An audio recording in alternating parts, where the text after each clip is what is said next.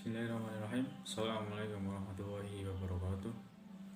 Innal hamdalillah nahmaduhu wa nasta'inuhu wa nastaghfiruh wa na'udzu billahi min syururi anfusina wa min sayyiati a'malina. May yahdihillahu fala mudilla lahu wa may yudlil fala hadiya lahu. Asyhadu an la ilaha illallah wa asyhadu anna Muhammadan abduhu wa rasuluh la nabiyya wa la rasula ba'da. Faqallahu ta'ala fi kitabil karim. A'udzu billahi minasyaitonir rajim. Bismillahirrahmanirrahim. Ya ayyuhalladzina amanu taqullaha haqqa tuqatih wa la tamutunna illa wa antum muslimun. Pertama-tama marilah kita panjatkan puja-puji syukur kita terhadap kehadirat Allah yang mana telah memberikan kita rahmat dan juga hidayahnya sehingga kita hingga bisa seperti saat ini.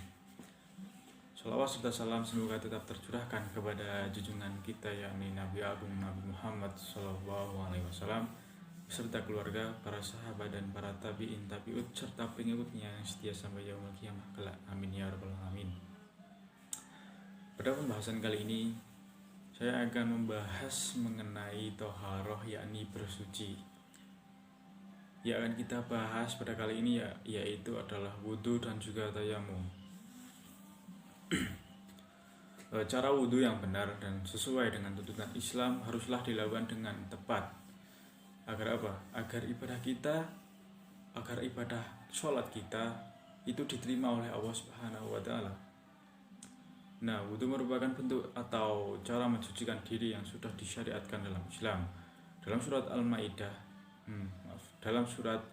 Al-Maidah ayat 6, Allah berfirman, "Hai orang-orang yang beriman, apabila kamu hendak mengerjakan sholat, maka basuhlah mukamu dan tanganmu sampai dengan siku, dan sapulah kepalamu dan basuh kakimu sampai dengan kedua mata kaki, dan jika kamu junub maka mandilah.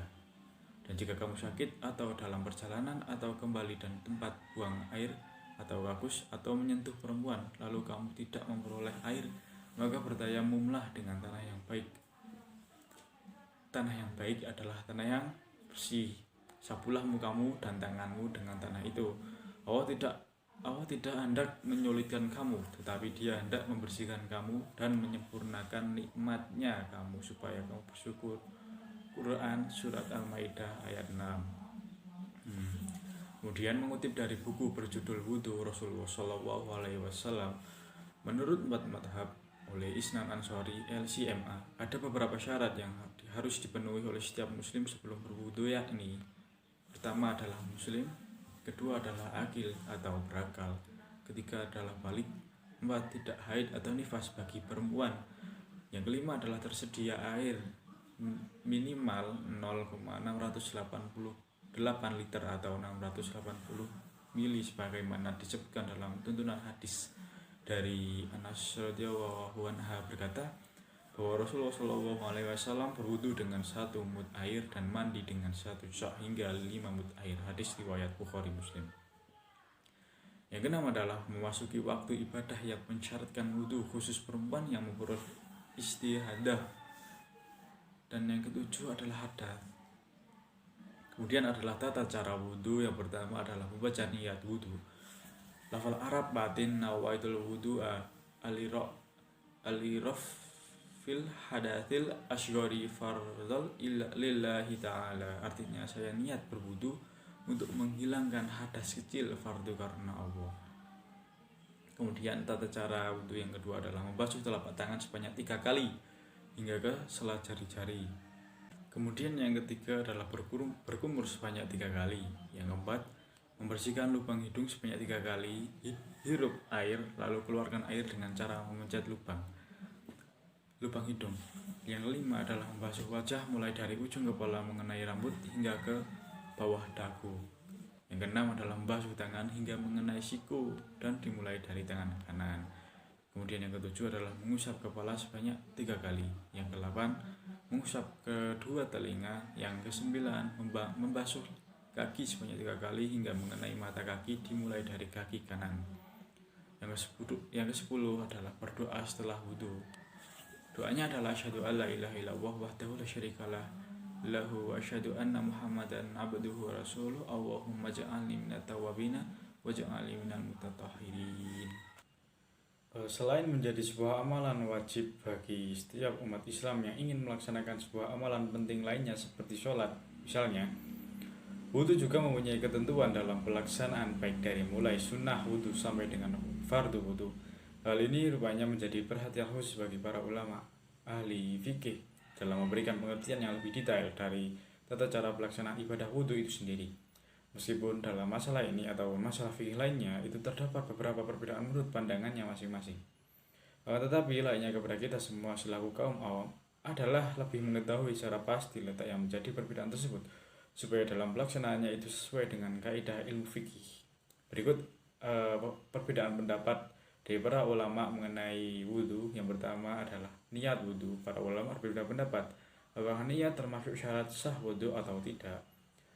Menurut mazhab Syafi'i, Malik, Ahmad, Abu Thawr dan Abu Daud, niat termasuk syarat sahnya wudhu. Sedangkan menurut yang lainnya yaitu Abu Hanifah dan Syafi'i, niat tidak termasuk syarat sahnya wudhu. Keterangan kitab ini ada pada keterangannya ada pada kitab Hidayatul Mujtahid Ibnu Rushd. Kemudian yang kedua adalah membasuh kedua telapak tangan. Menurut sebagian ulama bahwa memasukkan tangan ke dalam cawan termasuk sunnah wudhu secara mutlak walaupun diyakini sucinya tangan.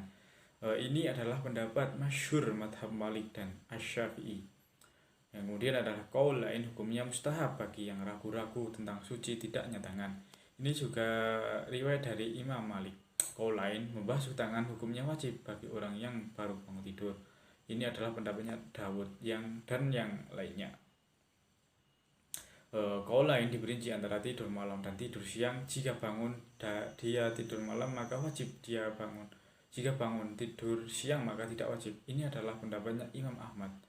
Kemudian yang ketiga adalah madmadah atau berkumur dan istinsyak, menghirup air ke dalam hidung.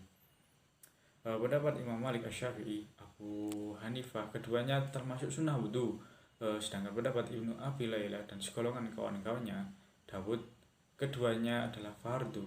Istinsyak termasuk fardu, sedangkan madmadah itu sunnah. Ini adalah pendapatnya dari Abu Tasur, Abu Ubaidah dan segolongan ulama ahli dohir. Keterangan kitab ini ada pada Bidayatul Mujtahid. Yang keempat adalah masalah batasan wajah. Tentang rambut tepi pipi yang berhadapan dengan telinga, pendapat yang masyhur dalam madhab Malik bahwa putih-putih bukanlah termasuk bagian wajah. Menurut Abu Hanifah dan Imam Syafi'i bahwa putih-putih termasuk wajah. Tentang rambut yang menjuntai dari jenggot, menurut Imam Malik wajib mururul ma' pada rambut tersebut. Menurut Abu Hanifah dan Imam Syafi'i tidak wajib tentang mensela-selai jenggot.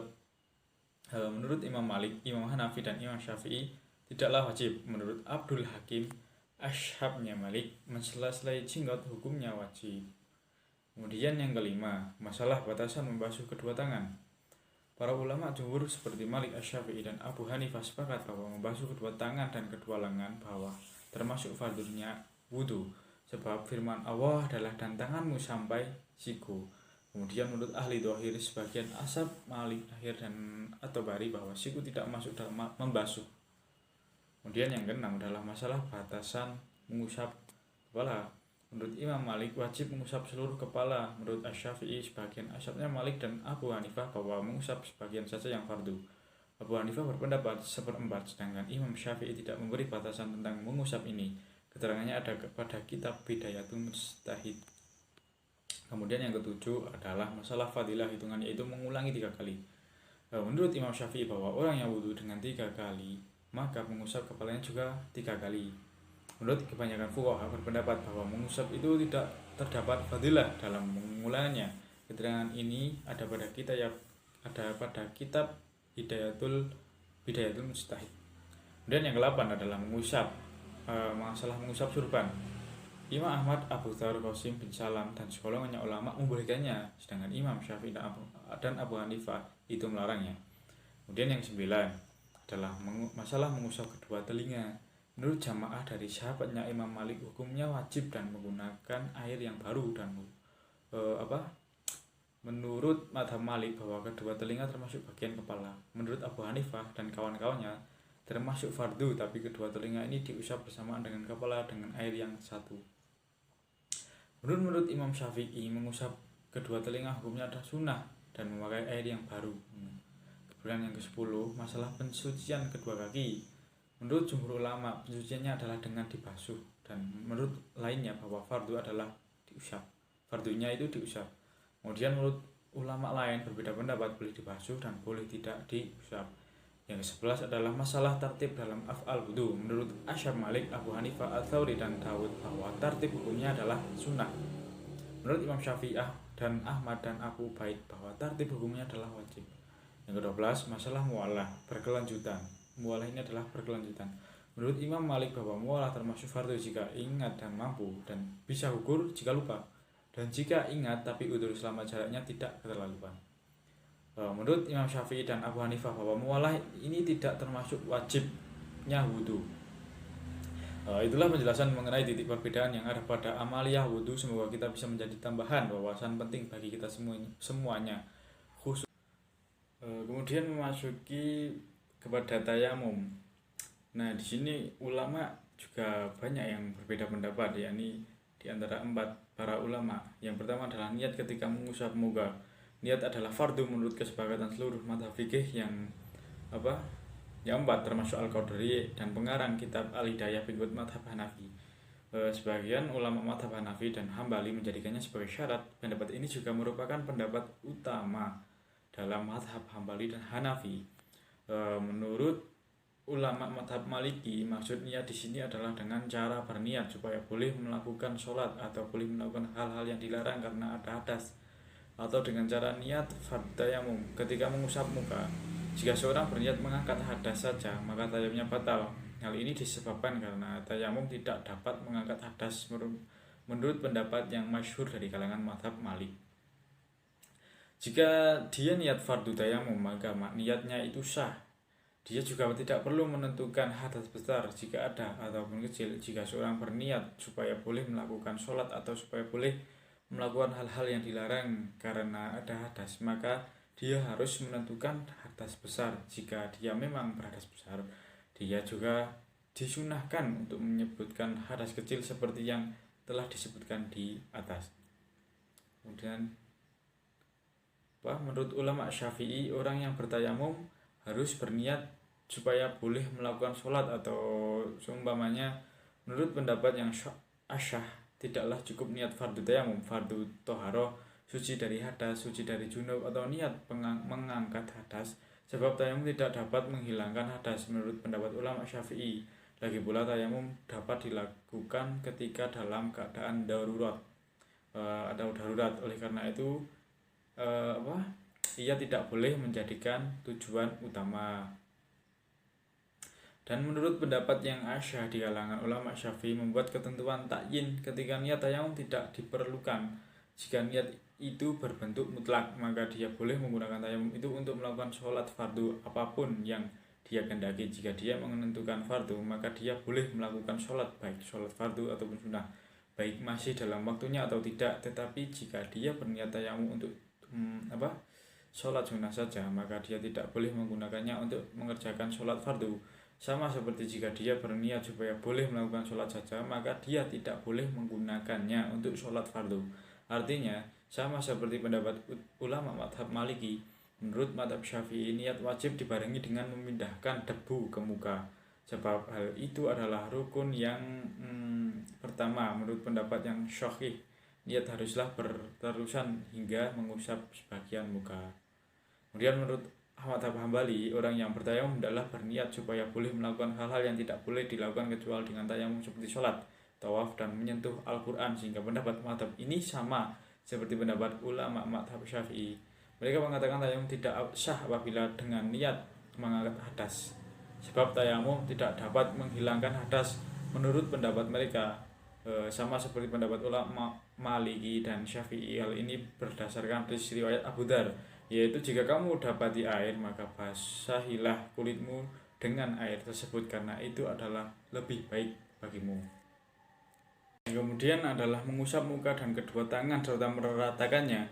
Golongan ulama Maliki menjadikan hal ini sebagai 2 fardu. Pertama, tepukan pertama artinya meletakkan 2 telapak tangan ke atas tanah debu, dan kedua, menyapu muka dan 2 tangan hingga ke siku.